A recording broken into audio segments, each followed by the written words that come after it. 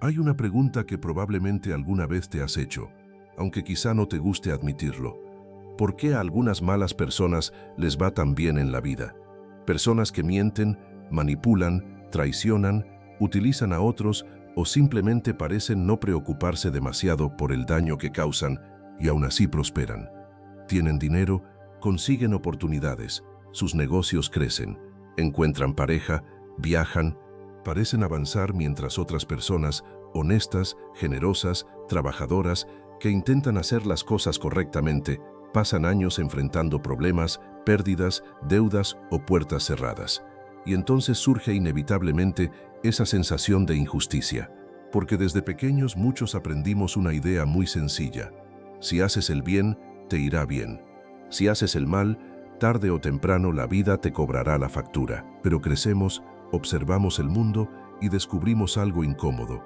La vida no siempre parece funcionar de esa manera. Quizá conoces personalmente a alguien así, alguien de quien has pensado: no entiendo cómo puede irle tan bien después de todo lo que ha hecho. O quizá has vivido el otro lado. Has intentado ser correcto con todos, ayudar, no lastimar, cumplir tu palabra, trabajar honestamente y hacer las cosas como creías que debían hacerse. Pero en algún momento miraste tu propia vida y pensaste: ¿y a mí cuándo me toca? Y esa pregunta puede volverse todavía más profunda. Si existe un orden en la vida, si nuestras acciones tienen consecuencias, si existe Dios o algún tipo de inteligencia superior, ¿por qué no vemos una relación inmediata entre la calidad moral de una persona y las circunstancias que experimenta? Tal vez el problema no está en la vida. Tal vez está en la pregunta que estamos haciendo. Porque para preguntar por qué a una mala persona le va bien, primero tendríamos que definir qué significa que te vaya bien. ¿Tener mucho dinero significa que la vida te está premiando? ¿Tener poder significa que eres una buena persona? ¿Tener una casa grande, reconocimiento, una empresa exitosa o miles de seguidores demuestra que hiciste las cosas correctamente? Si respondiéramos que sí, entonces tendríamos que aceptar también lo contrario, que una persona que atraviesa dificultades económicas, pierde su empleo o vive una enfermedad, está siendo castigada por haber hecho algo malo. Y seguramente podemos pensar en suficientes personas buenas, atravesando circunstancias difíciles, como para darnos cuenta de que esa conclusión no tiene sentido. Ahí aparece la primera pieza importante. Quizá hemos confundido prosperidad con recompensa moral y sufrimiento con castigo. Una de las ideas que aparece en Conversaciones con Dios, de Neale Donald Walsch, cuestiona precisamente nuestra tendencia humana a imaginar a Dios y a la vida desde una lógica de juicio, premio y castigo. Hemos aprendido a pensar: hice esto bien, merezco aquello; hice esto mal, debo pagar por ello. Y después proyectamos esa estructura sobre la existencia completa. Esperamos que exista una especie de contabilidad invisible que lleve la cuenta de cada buena y mala acción y entregue inmediatamente el resultado correspondiente. Pero mira lo que sucede cuando abandonamos por un momento esa idea. Imagina dos personas que quieren iniciar exactamente el mismo negocio. La primera es extraordinariamente buena, es honesta, empática, jamás intentaría aprovecharse de nadie y genuinamente quiere ayudar. Pero cuando llega el momento de cobrar por su trabajo piensa: es demasiado dinero, ¿qué van a pensar de mí? Quizá debería cobrar menos, no quiero parecer ambicioso. Cuando necesita vender, siente vergüenza.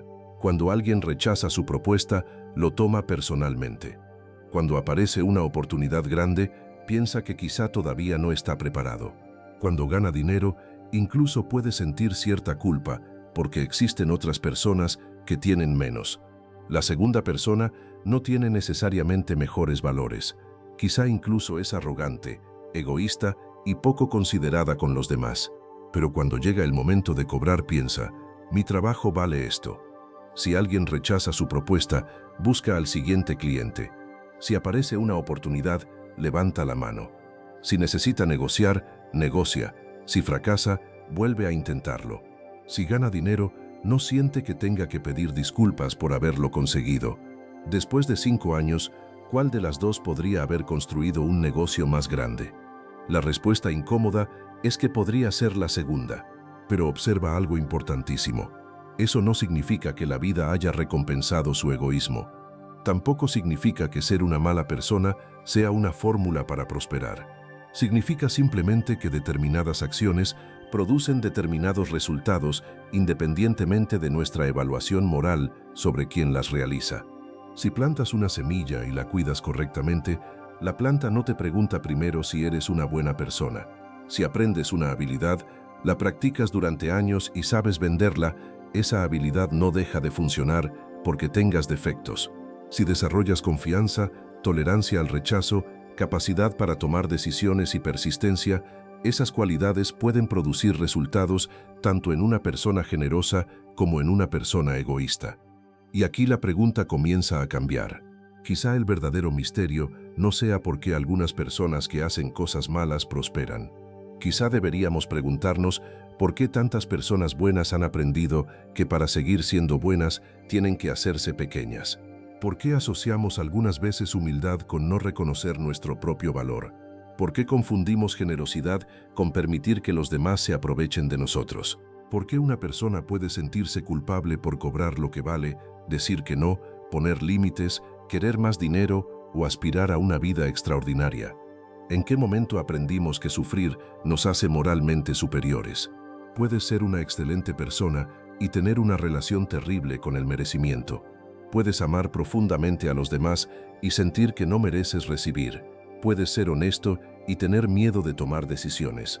Puedes tener valores extraordinarios y pasar 20 años esperando una oportunidad porque no confías en ti. La bondad no elimina automáticamente tus creencias limitantes. Y aquí es donde las ideas de Joe Dispenza aportan otra pieza interesante. Cuando habla de cambio personal, insiste en que gran parte de nuestra vida puede quedar condicionada por pensamientos, emociones y comportamientos que hemos repetido durante tanto tiempo que terminan sintiéndose como nuestra identidad. En la charla que trabajamos anteriormente, por ejemplo, explica cómo las emociones asociadas con experiencias pasadas pueden convertirse en estados familiares y cómo esos estados influyen nuevamente sobre nuestros pensamientos y comportamientos. Ahora imagina qué ocurre si durante años una persona ha practicado emocionalmente la culpa. Quizá creció escuchando frases como «el dinero cambia a la gente», «los ricos son egoístas», «hay que conformarse con lo que uno tiene», «querer demasiado es ambición», o «primero piensa en todos los demás». Puede convertirse en adulto y conscientemente decir que quiere prosperar, pero cada vez que está a punto de crecer, aparece una emoción conocida, culpa. Entonces cobra menos, rechaza oportunidades, se sabotea, da más de lo que puede dar. Tiene dificultad para poner límites y después termina resentido porque siente que nadie reconoce todo lo que hace. Ahora coloca frente a esa persona a alguien que jamás aprendió a sentirse culpable por querer más. ¿Quién tiene ventaja para perseguir determinados resultados materiales? Otra vez, no estamos diciendo que la segunda persona sea mejor. Estamos diciendo que quizá tiene menos resistencia interna frente a aquello que desea. Y esto nos obliga a separar dos cosas que durante mucho tiempo hemos mezclado: tu carácter moral y tu capacidad para crear determinados resultados. Ser buena persona no es una estrategia financiera. Ser generoso no sustituye a aprender a administrar dinero. Ser honesto no sustituye a aprender a negociar. Tener buenas intenciones no sustituye a actuar. Y del mismo modo, tener mucho dinero tampoco demuestra que alguien sea sabio, generoso, feliz o emocionalmente sano.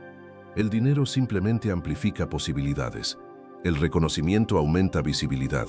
El poder aumenta capacidad de decisión. Ninguna de esas cosas constituye por sí sola un certificado de bondad. Por eso mirar la prosperidad de alguien que consideramos malo y concluir que la vida lo está premiando puede ser un error. Estamos observando una dimensión de su existencia y utilizándola para emitir un juicio sobre la totalidad. Tampoco necesitamos consolarnos pensando, seguro tiene dinero, pero por dentro es miserable. Tal vez sí, tal vez no, no lo sabemos. Y tampoco necesitamos esperar secretamente que algún día pierda todo para sentir que el universo finalmente hizo justicia. Porque mientras estás esperando que la vida castigue a otra persona, hay una pregunta muchísimo más útil que podrías hacerte sobre ti. ¿Qué cualidad estoy rechazando solamente porque la he visto en personas que no me gustan? Quizá conociste a alguien arrogante que tenía muchísima seguridad y sin darte cuenta, comenzaste a relacionar seguridad con arrogancia. Quizá viste a personas obsesionadas con el dinero y decidiste que querer dinero era superficial. Quizá alguien abusó de su poder y comenzaste a pensar que tener poder era malo. Quizá alguien egoísta sabía poner límites y tú decidiste que poner límites era egoísmo. Pero seguridad no significa arrogancia. Dinero no significa codicia. Poder no significa abuso. Ambición no significa falta de espiritualidad. Y poner límites no significa dejar de amar a los demás. Puedes tomar la cualidad sin adoptar el comportamiento destructivo.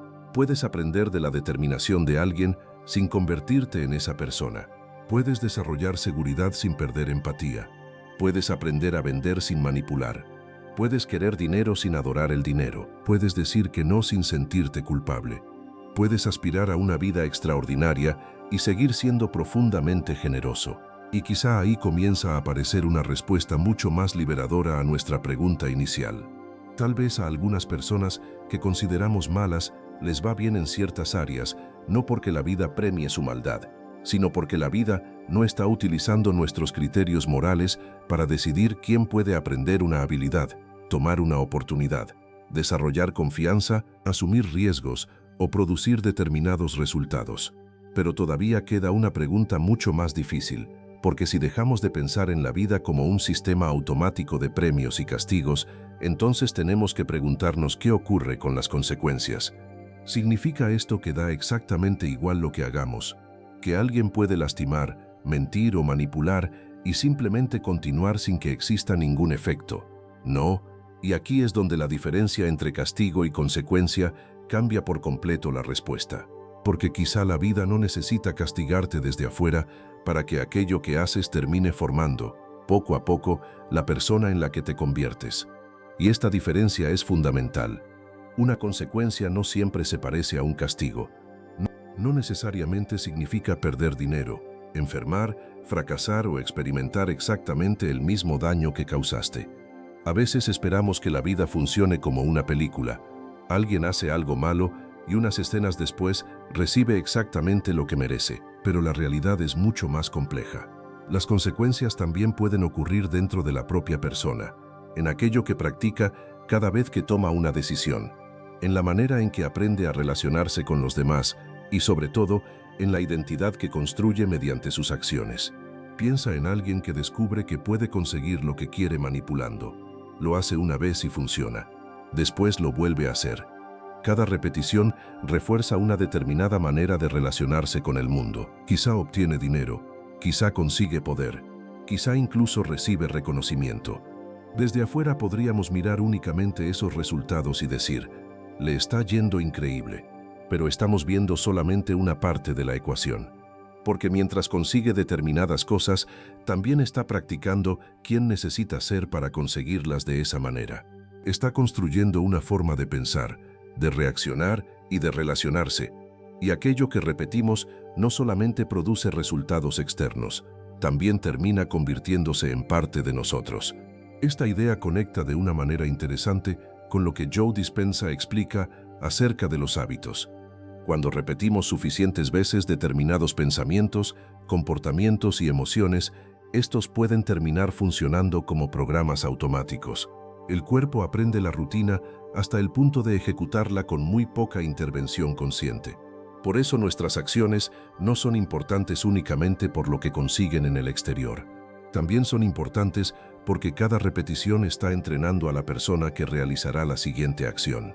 Y esto funciona en ambas direcciones. Cada vez que mientes para conseguir algo, practicas mentir cuando necesitas conseguir algo. Cada vez que manipulas para obtener control, refuerzas la necesidad de controlar. Cada vez que utilizas a una persona únicamente como un medio para alcanzar un resultado, practicas mirar las relaciones desde esa perspectiva. Pero también, cada vez que dices la verdad aunque sea incómoda, practicas integridad. Cada vez que estableces un límite aunque sientas culpa, practicas respeto hacia ti mismo. Cada vez que actúas a pesar del miedo, practicas valentía. Cada vez que recibes algo bueno, sin sentir que debes disculparte por ello, practicas merecimiento. En ese sentido, nuestras decisiones siempre están produciendo algo, incluso cuando todavía no podemos verlo. Y quizá por eso la pregunta, ¿cuándo va a pagar esa persona por lo que hizo?, puede mantenernos atrapados en un lugar que no nos ayuda, porque seguimos mirando hacia afuera. Seguimos observando su vida, sus resultados, su dinero, sus relaciones, esperando encontrar alguna evidencia de que finalmente existe justicia. Y mientras hacemos eso, esa persona continúa ocupando espacio dentro de nuestra mente. Incluso podría ocurrir algo paradójico. Alguien te hizo daño una vez, pero tú puedes continuar reviviendo ese daño durante años. La persona ya no está presente, pero aparece en tus pensamientos. Imaginas conversaciones, recuerdas lo ocurrido, piensas en lo injusto que fue. Ves que aparentemente le va bien y vuelves a sentir enojo. Entonces el acontecimiento terminó, pero emocionalmente continúa sucediendo dentro de ti. En el material de dispensa aparece precisamente esta idea. Recordar determinados problemas o personas puede volver a activar las emociones asociadas con experiencias anteriores, haciendo que el cuerpo responda emocionalmente a algo que pertenece al pasado. Y entonces aparece una pregunta incómoda. ¿Quién continúa teniendo poder sobre quién? Porque quizá justicia no significa pasar el resto de tu vida esperando presenciar la caída de alguien. Quizá una de las formas más profundas de recuperar tu poder consiste en conseguir que aquello que esa persona hizo deje de decidir cómo vas a sentirte hoy. Eso no significa justificarla, no significa volver a confiar, no significa permitir nuevamente aquello que te hizo daño, no significa que no existan consecuencias legales, económicas, familiares o sociales cuando correspondan. Significa algo mucho más personal, negarte a convertir una experiencia dolorosa en una identidad permanente, porque puedes tener razón sobre alguien y aún así permanecer atrapado en lo que esa persona hizo. Puedes ganar todas las discusiones dentro de tu cabeza y continuar perdiendo tu paz. Y aquí Conversaciones con Dios introduce una perspectiva que cambia la manera de formular toda esta pregunta. Si abandonamos la imagen de una divinidad cuya función principal es repartir premios a los buenos y castigos a los malos, entonces nuestras decisiones dejan de ser importantes porque tememos un castigo y comienzan a ser importantes porque expresan quién elegimos ser. Eso cambia muchísimo. Ya no haces el bien para comprar protección. No eres honesto porque esperas que el universo te deba algo. No ayudas a alguien para acumular puntos invisibles. No eliges tus valores porque esperas que automáticamente te garanticen dinero, salud o una vida sin dificultades. Los eliges porque representan la persona que has decidido ser. Y esto también significa que puedes dejar de utilizar tu bondad como una negociación con la vida. Yo he sido bueno. ¿Por qué me pasó esto? Yo siempre ayudo. ¿Por qué nadie me ayuda? Yo nunca haría algo así. ¿Por qué esa persona tiene más que yo? Es comprensible sentirlo, pero detrás de esas preguntas puede existir una expectativa que nunca nos enseñaron a cuestionar. Creer que, si somos suficientemente buenos, la vida debería protegernos de cualquier experiencia dolorosa. Y si la bondad nunca fue un contrato, y si tus valores no son el precio que pagas para conseguir una vida perfecta, sino la manera en que decides atravesar una vida que seguirá teniendo incertidumbre, pérdidas, oportunidades, dificultades y posibilidades. Entonces, ser una buena persona deja de significar ser una persona pasiva. Y esta parte es importantísima. Puedes perdonar y poner distancia. Puedes amar y decir no. Puedes ser generoso y cobrar bien por tu trabajo.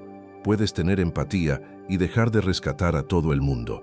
Puedes ser espiritual y querer prosperidad. Puedes tener dinero sin sentir vergüenza.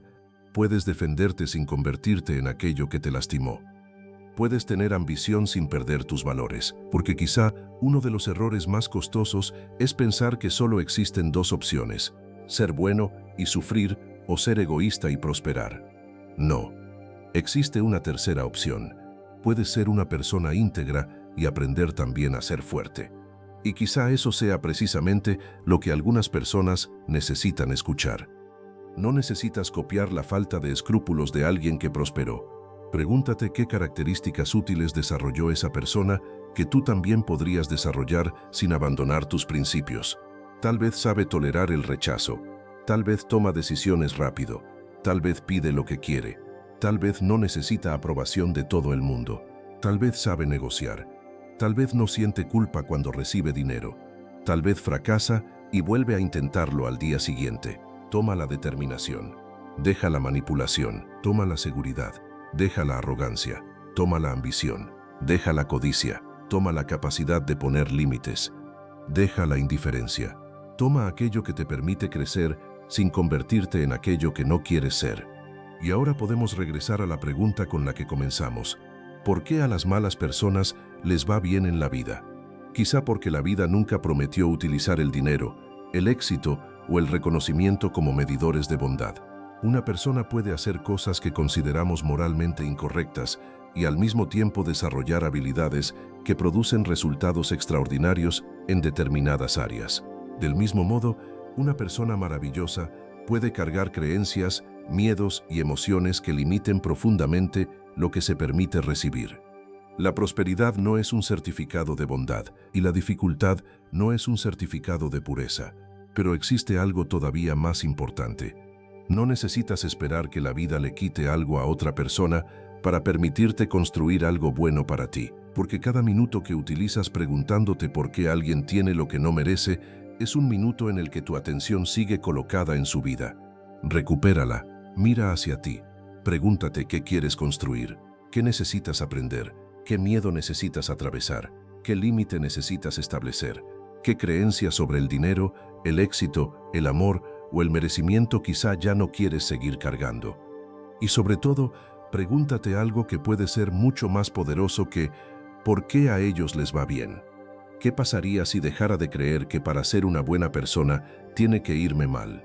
Tal vez puedas prosperar sin traicionarte, tal vez puedas conseguir más sin quitarle nada a nadie, tal vez puedas tener éxito sin convertirte en alguien que no reconoces. Y tal vez la verdadera respuesta nunca estuvo en entender por qué la vida parece favorecer a determinadas personas, sino en dejar de utilizar la vida de los demás como evidencia de lo que tú puedes o no puedes tener. No necesitas que alguien pierda para demostrar que el mundo es justo.